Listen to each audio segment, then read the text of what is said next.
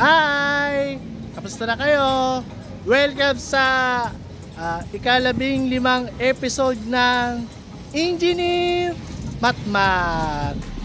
Okay, dito tayo sa SM Bacoor, may mamimili lang. Dami ko lang tinutur na SM. May SM Calamba, SM Santo Tomas. Ngayon sa SM Bacoor naman. Gala ko ng gala, no? Okay, so ang topic natin, tulad ng sabi ko nung nakaraan episode sa episode 14. So, ngayong episode 15 ay mga techniques sa integral calculus, USAB, integration by parts, trig sub, tsaka yung partial fraction. So, tara, aralin natin lahat. Okay. So, itong episode 15 ay tutuloy natin yung tungkol sa integral calculus. Ayan, mga methods naman ng integration. So, dito malalaman sa apat na ito, dito kayo magkaka-idea kung paanong technique, depende sa equation, kung paanong solution ang gagawin nyo. Titignan nyo lang sa equation. Okay? So, part 1, yung substitution. Part 2, integration by parts. Part 3, trigonometric substitution. And then part 4, partial fraction. So, ito yung nakakatulong upang may solve nyo yung mga integration, mga problem. So, pag napag-aralan nyo to, magiging madali lang sa inyo. Okay? So, let's go. Part 1 muna tayo. Okay, part 1, use substitution. So, ganito ang gagawin. Pag may equation na sample, may function dito, f of u du. Dapat pag nag-anti chain rule kayo, anti-chain rule, dapat kompleto yung du, no? So, kung ano yung function ng u, dapat pag na-integrate na differential pala, dapat may kapart doon sa du, no? Sample, may nasa loob ng u, sample lang to, may 2, gawin natin x plus 2x plus 3, ganyan. Kunyari, sample lang naman to, let's say n, ganyan, integrate mo. So, u equals, ano yung nasa loob? 2x plus 3. Du equals 2. Derivative ng 2x ay 2. Tapos yung 3 ay 0. So, derivative pa yung 2x plus 3. Yung nasa loob. So, dx. Oh, wala to. Gagawin. Ito, yun na yun eh. So, magdadagdag ka ng 2 dito sa ano. So, pagkatapos, may 1/2 ka kasi lalagay mo yung 2 sa dx. And then, integrate 2x plus 3. Tapos, may ano siya. 1/2 integral ng u. Nalimutan yung n. un. Tapos, du. Okay. Gets nyo ba? Gets? Yan lang naman kasimple yung use substitution, no? O kaya kung pwede ganito, may diskarte dito. Pwede rin siyang cancellation, by cancellation siya. Dx equals du over 2. Ganyan. So, pagka integral, yung substitution na, u square n, yung dx natin ay du over 2. Same naman din sila. Pares lang naman din yun. Kasi yung 1/2 ilalabas po sa integral, no? Pag constant. Yung napag-aralan natin sa last episode, sa episode 40, lalabas mo yung 1/2 sa labas ng integral. Okay. So, example tayo. Okay, example number 1, integral ng square root of 2x plus 3 dx. So, ang may sign na radical, gagawin mo siyang fraction exponent. So, ibig sabihin ng square root na yan, nagiging ano siya, 2x plus 3 tapos 1/2. So, ibig sabihin na square root 1/2. Kapag cube root 1/3. So, dx. Ayan. So, use up na tayo. Ito lang sa gilid para hindi kayo nakakalito. U equals ano yung nasa loob ng functions? 2x plus 3 then du integrate ulit. Derivative mo yung 2x plus 3 is 2 dx. So gagawin, dadagdag ka ng 1/2 muna dito, tapos kokopyahin mo yung buong functions, and then 2 dx. So ito yung magiging u mo, ito yung magiging dx, du, ito yung u. So magiging 1/2 integral ng u 1/2 du. Ayan. Gawin natin pula to para hindi siya nakakalito. Black pen, red pen. Ayan. Ito. So dito, ano sunod? Yung napag-aaralan mo sa last episode, si Ret power rule. Magdadagdag ka ng plus 1, tapos diba magiging ano siya, magiging 3/2, tapos over 3/2. So i-reciprocal mo lang 2/3, then cancel ito. Yan, magiging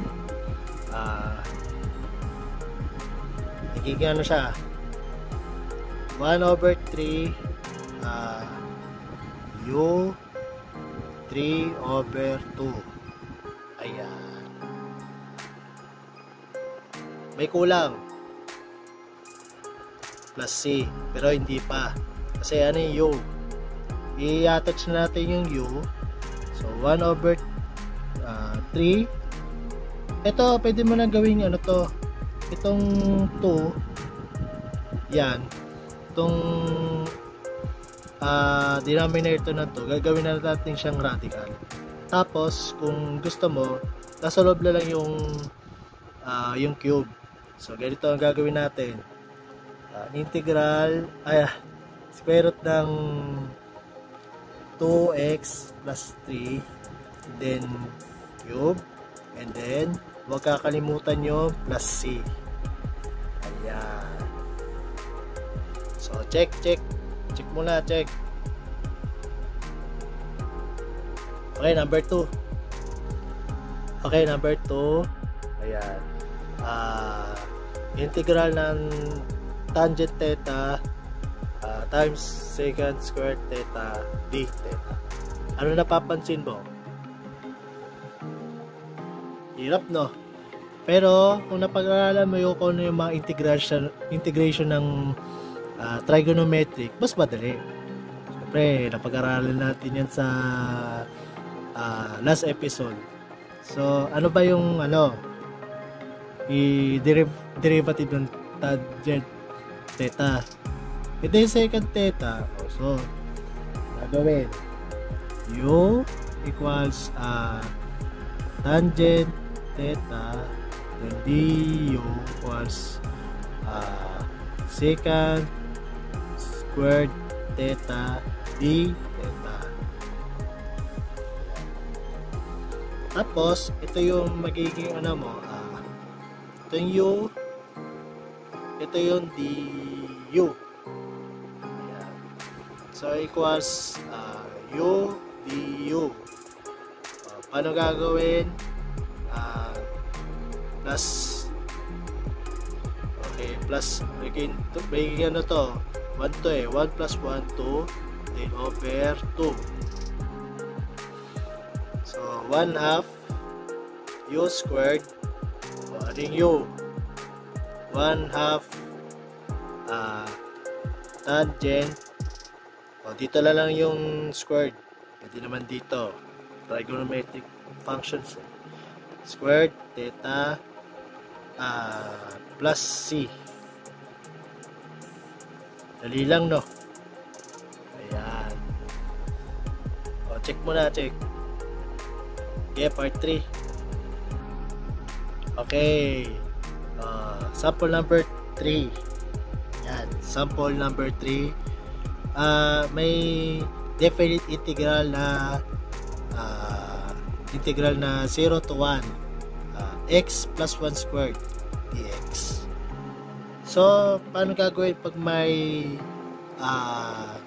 definite integral? Syempre, lahat ito babaguhin yan. Hindi lang itong functions tsaka yung dx, pati ito mababago yung definite integrals na value. So, say, sample. Ito u equals x plus 1. Yeah. Then du equals derivative ng x plus 1 ay dx. So pag inano mo siya, ito x plus 1, x equals 0. So pag ang gagawin nyo lang, x equals 0, u equals, ano yung u? Substitute po dito yung ano, yung x 0 plus 1, di 1. And then, pagkatapos yung upper limit naman, x equals to 1. So 1, substitute dito, kicking 1 plus 1 ay u equals 2.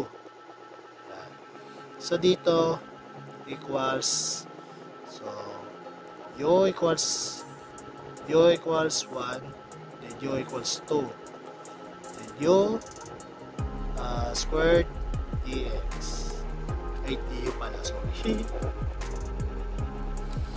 U squared du, kicking du na siya. Then pagkatapos, same power rule, plus 1 tapos 1 over 3. Ayan. So magiging 1/3 u cube. So wala lang plus c kasi may definite integrals eh. So gagawin dito, then plug in 2 to 1. So plug in muna 1 over 3 2 cube, then minus 1 over 3 1 cube. Ayan. Dito natin lagay. So may ano siya, 8 over 3 then minus 1 over 3. Sagot natin ay constant 7 over 3. So pag may definite integrals, wala nang plus c kasi may value na yun eh. Ang kagandahan dito sa definite integrals, di mo na kailangan bumalik sa value ng x kasi sa substitute mo na lang. So gets sa tayo, gets. Okay, doon na tayo sa part 2, yung integration by parts. Okay, part 2 na tayo. So ang formula na gagawin sa integration, integrate ng U, D, V. So dalawang functions yan na power rule. So pag nahirapan ka sa integrate, yung bola lang. Tapos nag-iisip ka kung ano yung i-integrate mo na i-assign mo sa integration. D and I yun eh. So pag ito yung formula niya, U integrate ng U, D, V equals U, V minus integrate ng V, du. Okay. So nagmula yan dito sa derive natin. Derivative power rule, U V equals U V dV plus V du is equal to D. Ayan. Power also sa derivative. So pag yan mo siya, lilipat mo sa kabila yung ito. Lipat mo sa kabila. Then U, simulan natin dito. U dV equals derivative U V minus V du. Tapos integrate mo, kakalabasan U dV ayun equals UV minus integrate U V du. Ayan. Malinaw po. So ito yung formula na gagamitin natin sa integration by parts. Pero gagamit tayo ng DI method. Mas madali ito sa magmamano-mano ka kasi sa pagde-derivative. Isa-set mo yung U, DU, tapos DV, ganyan. Mahirapan kayo mahirapan pa kayo mag-solve. So ang gagawin, i-assign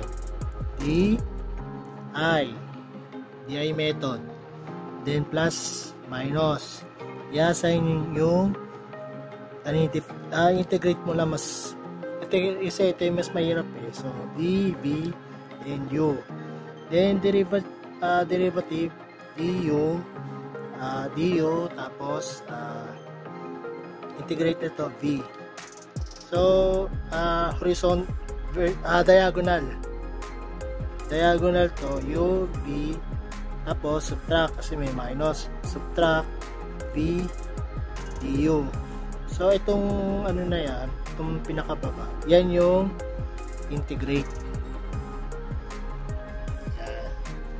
So malinaw, example na tayo. Ayan, example, integrate ng x, ex, dx. So ang gagawin, d and I agad-agad, d and I. Then ano yung mas padali na integrate? Ito, lalaki kasi term pag integrate kasi magiging squared, tapos magiging cube. So awit yan dito. So dito yung x, tapos dito yung e to the x. Then plus minus, plus. Okay? Derivative ng x ay 1. Derivative ng 1 ay 0. Yan, stop.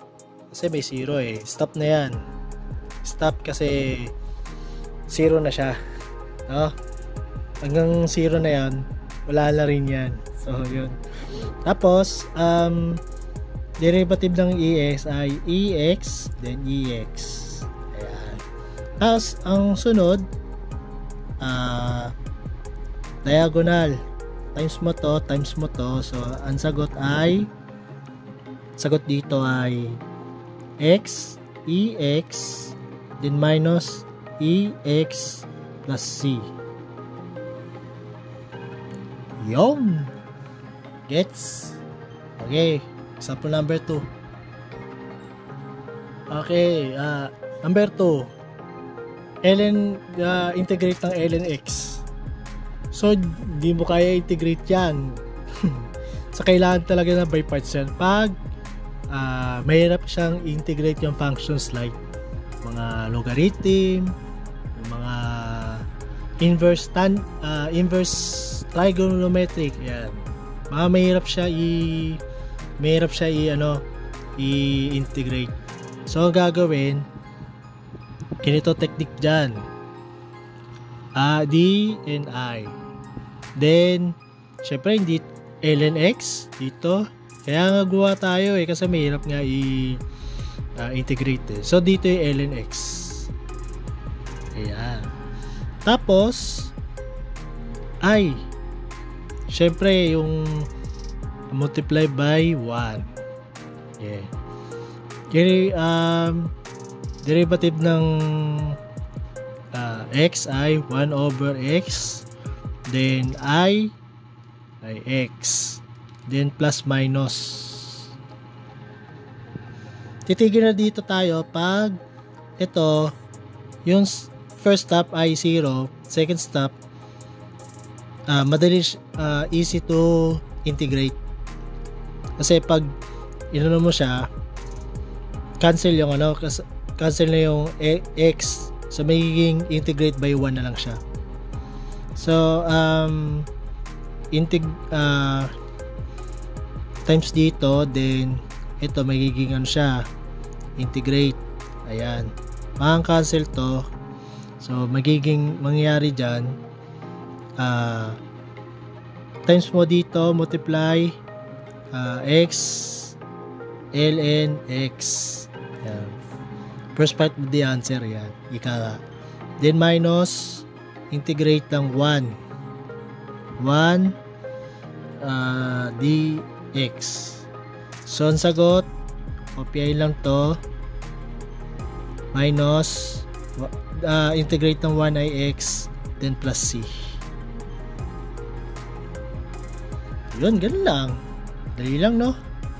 Okay, last one. Sample number 3. Okay. Sample number 3. Integrate ng ex cosine x.